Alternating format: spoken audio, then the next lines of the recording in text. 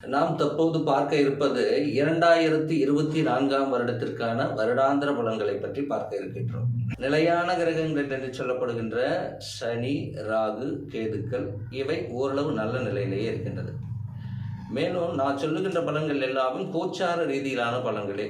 உங்களுடைய துல்லியமான பலன்களை பற்றி நீங்கள் பார்க்கணுன்னா உங்களோட தசா, புத்தி, அந்தரம், சுட்சமம் இதெல்லாம் பார்க்கணும். அப்போ தான் அதற்கான துல்லியமான பலன்கள் நமக்கு கிடைக்கும். இதை பார்க்கணுன்னா உங்களுடைய பிறந்த நேரம், தேதி இது நமக்கு கிடைக்கணும். அப்படி யாராவது பார்க்கணுன்னு விருப்பப்படுறவங்க கீழே இருக்கிற அந்த நம்பரை கான்டாக்ட் பண்ணும்போது உங்களுக்கான பலன்களை நம்ம சொல்லலாம். மிதுன ராசி அன்பர்களுக்கு இந்த 2024ஆம் வருடம் எப்படி இருக்கும் அப்படின்னு பார்க்கறதுக்கு முன்னாடி, என்னடா இது வாழ்க்கை கடந்த 1.5-2 வருட காலமாக ரொம்ப மோசமாக போயிட்டு இருக்கு அப்படின்ற ஒரு மன விரக்தியில் இருந்த மிதுன ராசி அன்பர்களுக்கு இந்த 2024ஆம் வருடம் ரொம்ப அற்புதமாக இருக்கக்கூடிய ஒரு வாய்ப்புகள். ஏன்னா 10ஆம் இடத்தில் ராகு, 4ஆம் இடத்தில் கேது. 10ஆம் இடத்தில் ராகு இருப்பது ரொம்ப விசேஷமான அமைப்பு. கிட்டத்தட்ட அந்த தொழில் சம்பந்தப்பட்ட விஷயங்கள்ல ஒரு நல்ல ஈடுபாடோடு செய்யக்கூடிய ஒரு அமைப்பு. எப்படியாப்பட்ட அமைப்புன்னு பார்த்தீங்கன்னா, கிட்டத்தட்ட பணிபுரியக்கூடிய இடங்கள்லையோ இல்லை தொழில் செய்யக்கூடிய இடங்கள்லையோ கிட்டத்தட்ட உங்களை 10 பேர் நிற்க விட்டு கேள்விகள் கேட்டால் கூட அந்த 10 பேரையும் சமாளிக்கக்கூடிய அந்த திறமை உங்களுக்கு இப்போ கிடைக்கிறதுக்கான வாய்ப்புகள் அந்த 10ஆம் இடத்தில் ராகு செய்வார்.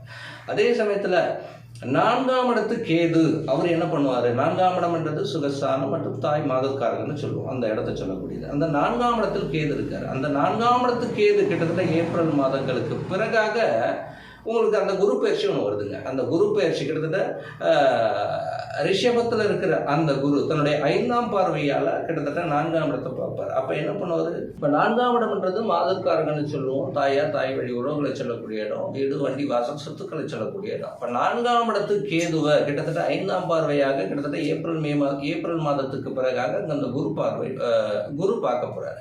அப்போ அந்த குரு பார்க்கப்படும் போது ஏற்கனவே கேது என்பவன் ஞானக்காரங்க. நீங்கள் பிளான் பண்ணி ஒரு சில விஷயங்கள் பண்ணுவீங்க. அந்த பிளான் அந்த கேதுக்கு அந்த ஸ்ட்ராட்டஜி சம்மந்தம் அந்த பிளானிங் வகுக்கிறது ரொம்ப அற்புதமாக வகுத்து அதை எக்ஸிக்யூட் பண்ணுவீங்க. அப்போ அதில் ரொம்ப வெற்றி பெறக்கூடிய ஒரு அமைப்பு. அதனால் இந்த மிதுன ராசிக்காரர்களுக்கு இந்த 2024ஆம் வருடம் ரொம்ப அற்புதமான வருடம் அப்படின்னு சொல்லலாம். இருந்தாலும் ஒரே விஷயம் நம்ம கவனமாக இருக்கணும். ஏன்னா 4ஆம் இடம் என்று சொல்லக்கூடியது அந்த செஸ்ட் பகுதியை குறிக்கக்கூடியது. அதனால் மிதுன ராசிக்காரர்கள் கொலஸ்ட்ரால், அந்த பிபி, சுகர் சம்மந்தப்பட்ட விஷயங்கள்ல ரொம்ப கவனமாக இருக்கணும்.